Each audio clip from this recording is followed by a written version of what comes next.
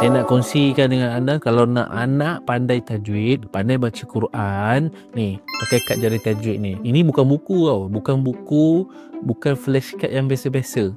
Anak boleh baca, boleh dengar, ada guru yang ajar dan anak boleh main game pusing-pusing. Mari saya tunjukkan macam mana kad ni boleh bantu anak anda power tajwid. Okay, so ini adalah kad jari tajwid junior.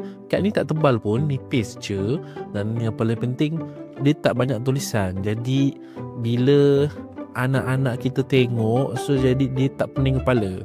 Design kad ni pun lawa. Jadi kalau untuk anak-anak, diorang mesti suka dengan design ni. Mesti diorang nak bawa pergi sekolahnya, tengok dekat kawan-kawan. Dan yang paling bagus sekali dekat kad ni adalah anak-anak kita akan terus faham punca tajwid tu.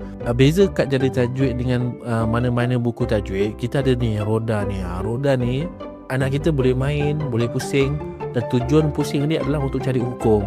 Contoh dia kalau tengok kat sini ada lam, mim, nun. Ini adalah punca kuasa tajwid.